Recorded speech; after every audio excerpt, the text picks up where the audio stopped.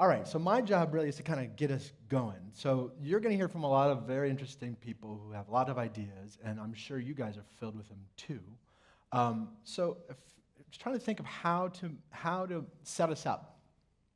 What might be underneath, what could gird all that's among us. So we'll just do this sort of the tour that Shoshana primed us on a little bit. Ask ourselves the basic questions. This is probably the best one. My favorite is why? Why are we here? Why are we here on the planet? Why do we do what we do? In the healthcare setting, of course, this is the question we don't ask nearly enough. This is probably the single most wayward question.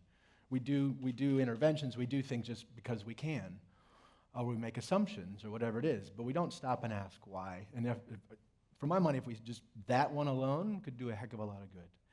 But for all of us, I think it pays to reflect here. So one of the awesome things about this subject, and Jethro and I were talking this morning about this, it's not, we call it a subject, it's a gazillion subjects.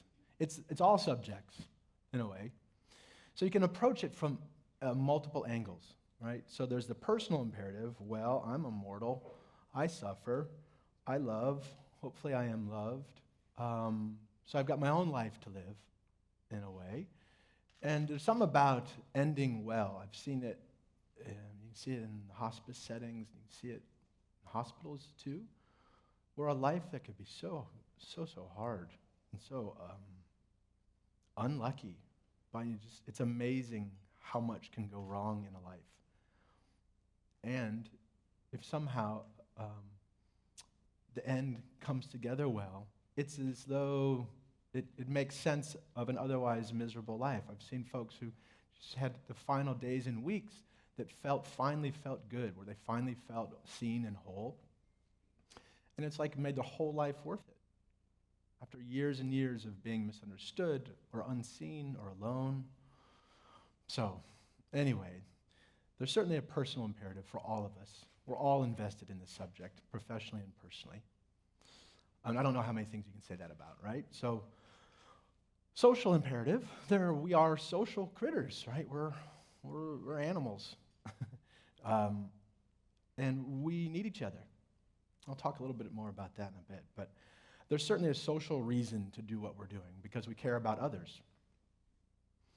And then, of course, there's financial.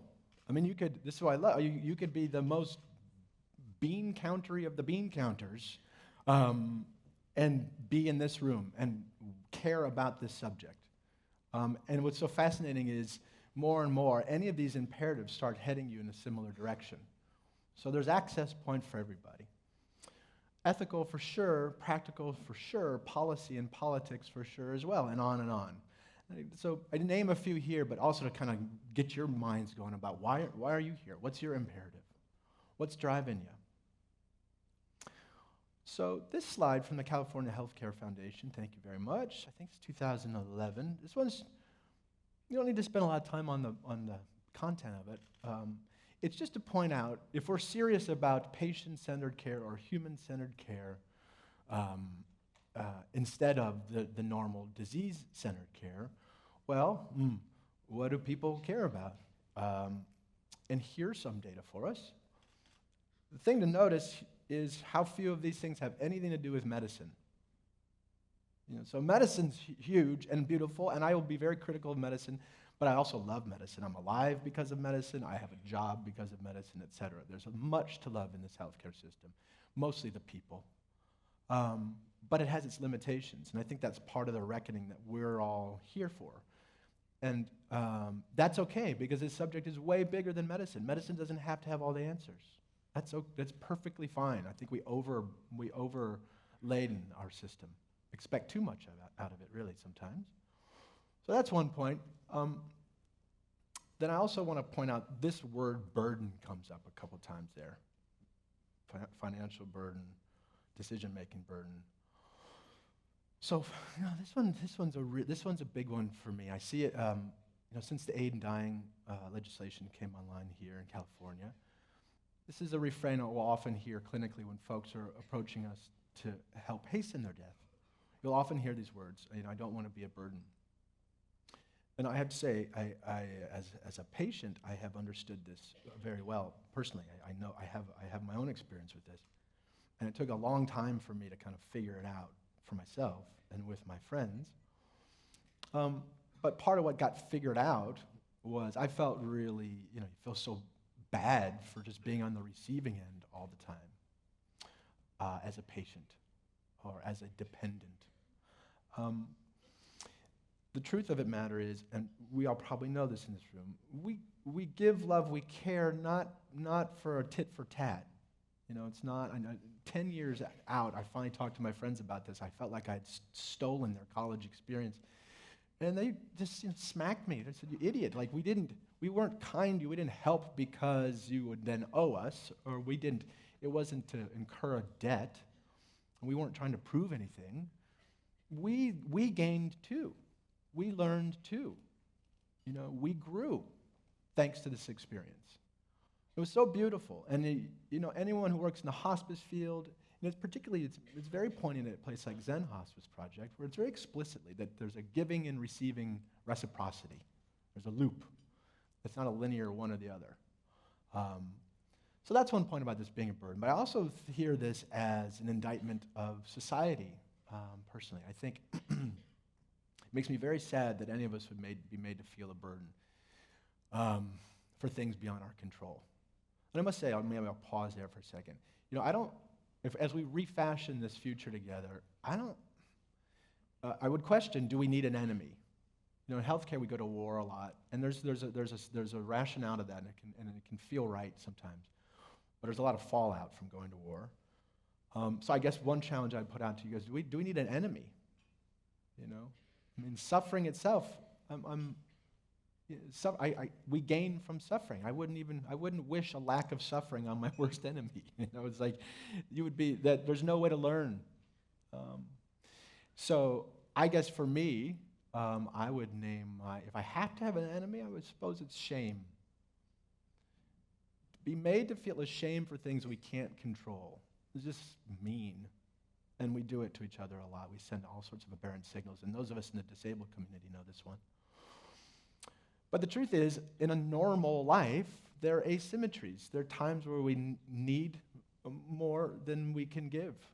And there are times where we can give more than we need. That's just part of the deal. And it's interesting. I love this thought. I don't know if that's the right language, but being a physician or a clinician or a caregiver, oftentimes the clinician-patient is just the worst. They just can't be loved. They think they're sort of a one-way street giving machine. That's what we're trained to do, and we're going to give, care. And it doesn't really work very well for very long, especially because those on the receiving end, when you're in the bed looking up and everyone's caring at you, it's overwhelming. It's belittling. So that's the piece to shove back on. Again, I think that's up to all of us. There's times where you're just going to need more than you can give, and that's part of the deal. There's going to be a time, I think this is also for me a call, bless you, a call to learn how to be loved, which honestly I think is one of the hardest things around. And I think that's part of this mix for us. Last thing I'll say about this burden question, which is a call to action here, is that, okay, purpose. So it kind of relates to not having a purpose. And I think we all could get a lot better at repurposing ourselves. So right now, when you're not maximally productive, I put you in a corner and glide on past, and you make room for the next producer. That's a shame. So I think helping each other find new purpose is really important. And I'll talk in a moment about the joy of purposelessness too. Okay, but anyway, that's a little bit of a how. Again, that's really an invitation for you guys to think of why you're here. Those are some thoughts from me. How? Okay, how are we going to do this? This is a really good one, because it really comes down to how the style of how we do things really matters.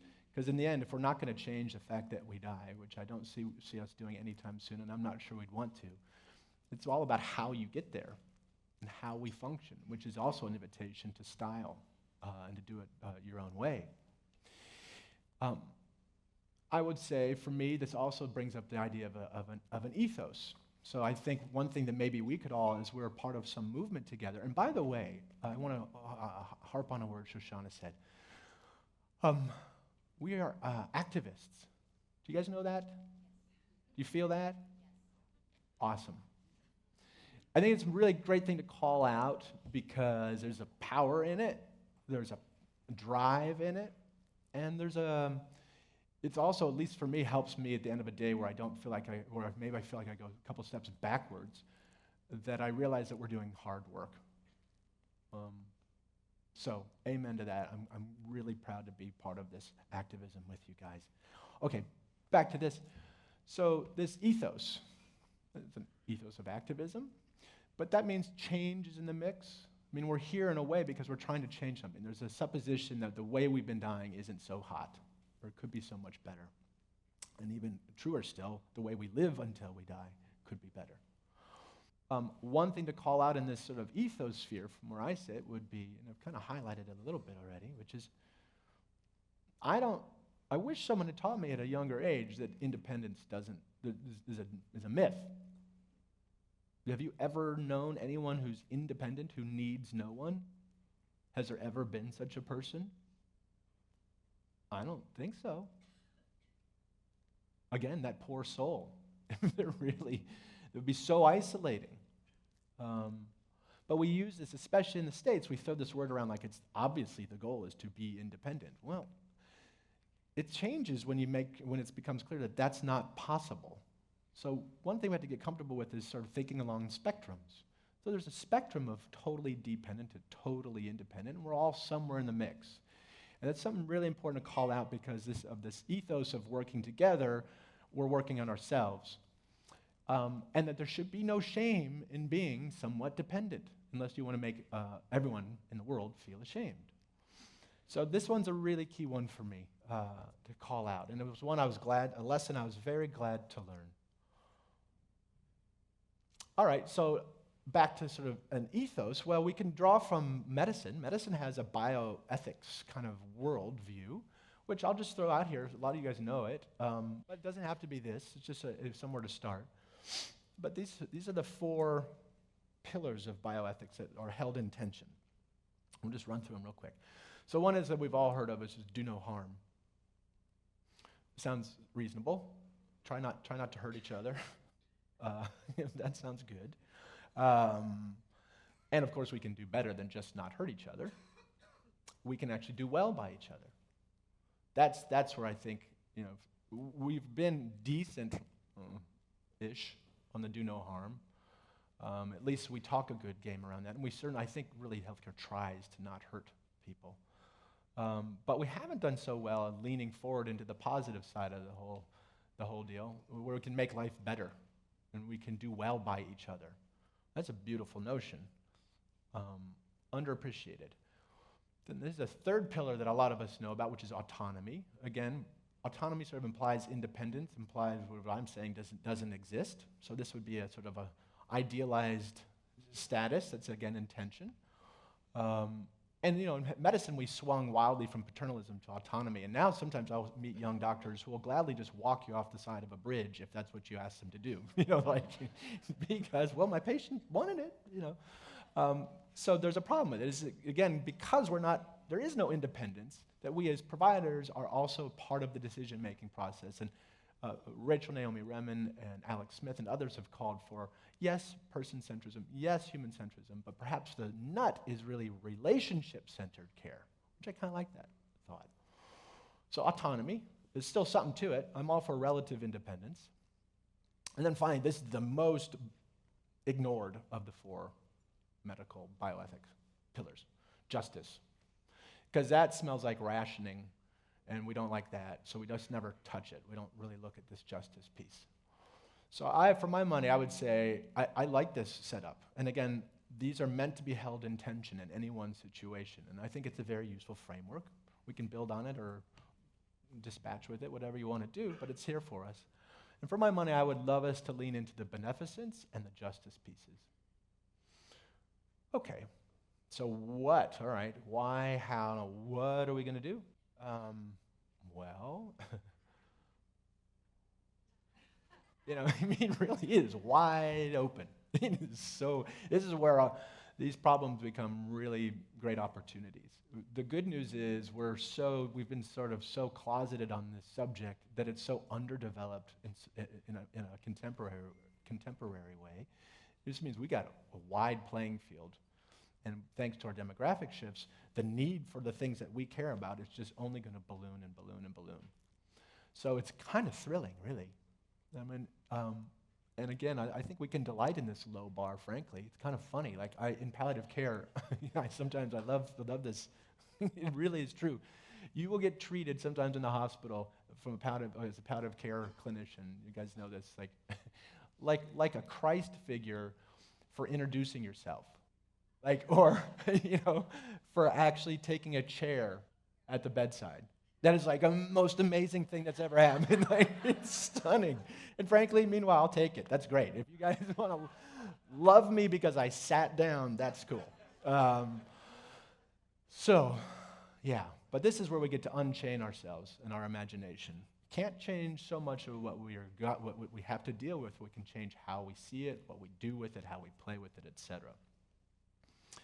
So again, this is, I always slide this slide in here because it's like a public service. Palliative care is a piece of this puzzle.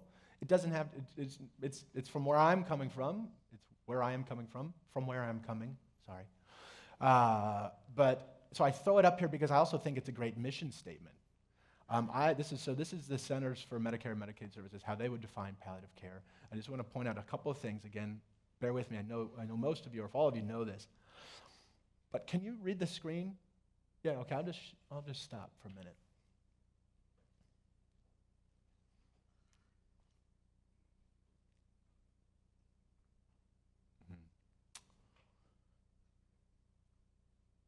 Okay.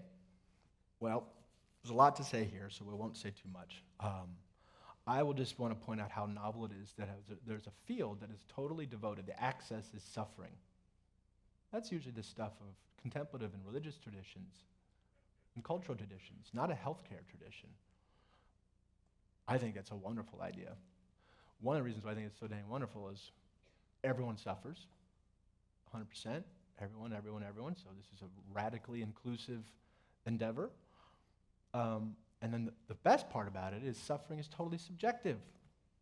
I, the doctor, don't get to tell you, the patient, you're suffering or not. Has anyone here had their pain questioned or second-guessed by someone? You want to see me violent. That's where closest I get to violent. I mean, that's a real wrong. And this is, I think, why we see our subject is sort of so uncomfortable within healthcare, because it requires a power shift. The patients have to tell us they're suffering. That's really beautiful. It changes the dynamic entirely.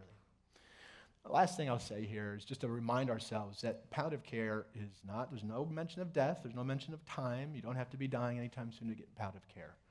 I hope that we as a field don't run away from the end of life and play into that old problem, that we continue to include it in our sphere. But let's all remind ourselves, and the next time someone needs palliative care, that there's nothing, you could be years away from death.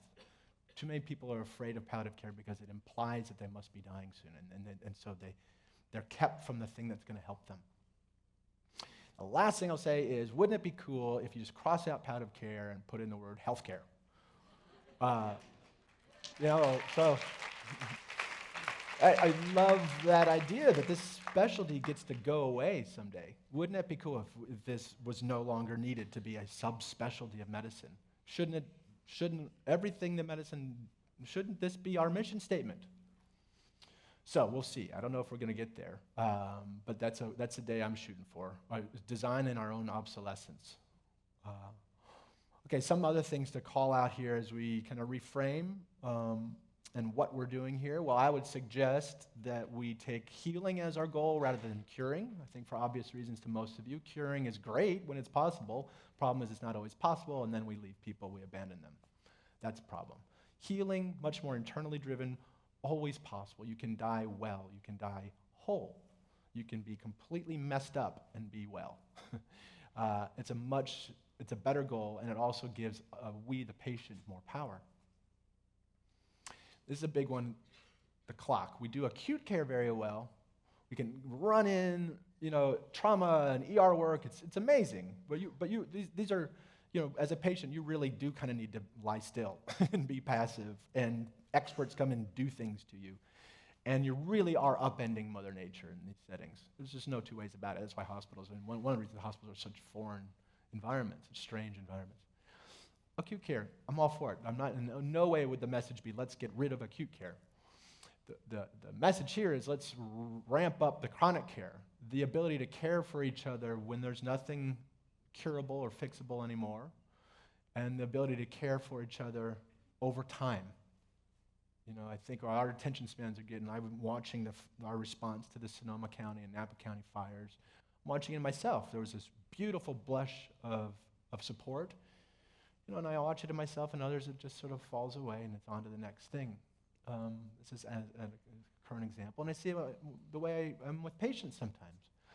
So this building this muscle to be with each other over time, really, really key, and I hope that that's one of the things that we'll take on. Another thing is my favorite. This is really my favorite subject, which is the world of the senses. So what dies? The body, I think. You can start even piercing holes in that definition. Our bodies become hosts for other things. Our bodies go on to do other things. You can just witness that. It's empirical. But we can agree that our body as it is, this body dies. I don't know about the spirit or soul thing. I don't know. But the body dies. And so I want to go there. I want to delight in my body while I have it. And for me, so much of that delight is through the senses. So one reason to believe and delight in the aesthetic realm, by the way, just means the sensory realm. It doesn't necessarily even mean beauty. It's going to come to mean that. It just means feeling. And so I want to feel things while I can. That's why I like having a body. So I want to honor that. I want to uptick that. In the healthcare system, very often numbness would be your goal. Anesthesia. Let's uptick this piece. The other reason to really focus on the sensual realm and the sensory realm is it's direct. So for those of us most of us are going to age with some amount of dementia. And as our intellects fail, our frontal lobes go, that just because we can't think doesn't mean we can't be. And we can still feel. It's a direct experience. It's not on behalf of something else. It's for its own sake, which is a very beautiful thing. Yes, we have function and purpose and can work on behalf of other things, but there's something magical about being at all. I think that's a very good bottom line for us. Again, it's direct experience. It does not require time. It does not require thought. Mystery. This one's for mystery. This one's to put a shout out to not knowing stuff. That's a really potent force. Can be a comforting force. It can be a scary force, but it at least drives us with curiosity if we let it. It's not ignorance. Mystery is not the same thing or not knowing is not the same thing as ignorance. But it's interesting, right? These days we have we're in a weird time. We pretend to not know things that are fact, and we pretend to know things that we don't. Everything's upside down. So I'm all for knowledge. Let's acquire it. Let's share it. Amen, brothers and sisters. But also there's stuff we just don't know. And that's fine and cool and beautiful and wonderful. And someday maybe we'll know it all, and then we can do away with mystery. But meanwhile, can we please delight in it? How many folks here will identify as a patient? And how many of us are living with a disability or a chronic illness of some kind? Yeah, okay. Thank you. So we know, and most of us can guess, the cool thing about disability is it actually can spark some of the most creative thinking and being. Every designer in the audience knows that there's no design without limitation. You need something to bounce against. You need something in tension. A blank sheet of paper, like architecture with no gravity, I don't know what that would look like. You need a force to rally against, to work with, something, in other words, beyond your control. That's where creativity gets going. So this is not all about control. It's about working with what we have. And those of us who are sick chronically are really, really natively good at this. One of the gazillion reasons we should be leaning more on our patients than we do, because they're sitting on all sorts of really cool skills. And I think we should begin to see how illness can spark creativity in us, and we can roll with that. We can delight in it. It can be part of our identity. Okay, who? Well, this is an easy one. Everyone. Everyone that already said this subject. Everyone is affected.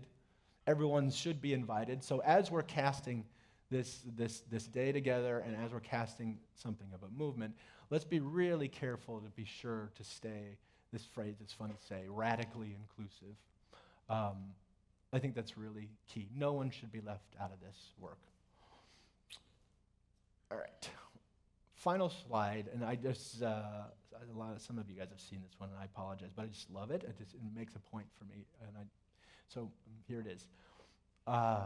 It's a painting by Nicolas Poussin, the 17th century, 16th century, called Et in Arcadia Ego, which is Latin for I too dwell in paradise.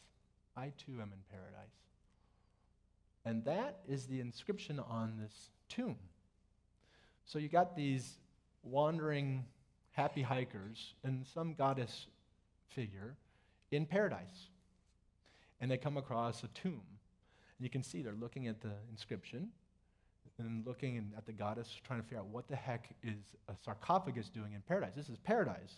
There's no death in paradise. Isn't paradise sort of the opposite of death?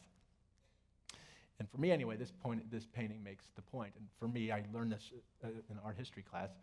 I didn't make it up. That the I, the way the inscription is written, that the I is active. It's not like I was here, like this dead guy was alive. It's I am here. And the I is thought to mean death. So the challenge for us here is to think, well, maybe heaven's on earth. Maybe death is a part of paradise. And I think there's something to that. Because we're so relatively wired, I don't think we would know what the hell paradise looked or felt or smelled like if we didn't know the obnoxious cousins of those things. If we didn't suffer, I don't think we'd really know what just passionate joy felt like. If we didn't really know pain, I don't think we'd know comfort. If we didn't know hell, we wouldn't know heaven, and so on and so on. So I don't think ending well, I don't think we have to be a bunch of folks who just love death and it's just wee. Not at all. I mean, that might be a little creepy. That's welcome too, but But I think the point is going to be made over and over again. It really is. The point is, death helps us love life. So I'll just end by saying, if we had a target or an enemy, I would say, again, I think it's shame, being made to feel ashamed for things you can't control. And I would say if I have a goal, at least personally, my goal in life is to appreciate what I have, but while I still have it. That's the trick. Most of us are really good at appreciating something right when we've lost it. And that's poignant and gorgeous and fine, but wouldn't it be great if we appreciated it before we lost it, while we still had it, whether it's a body or a relationship or a thought or an identity or whatever it is. So I just want to end with that appreciation of what death, annoying as it is, offers us something too. And any fuller view of the subject matter has to include that. So anyway, that's all I have, guys. I'm really glad to see everyone. Thanks again for being here. Thanks for all the work you're about to do and have done. It's thrilling to be a part of all this with you guys, so thank you.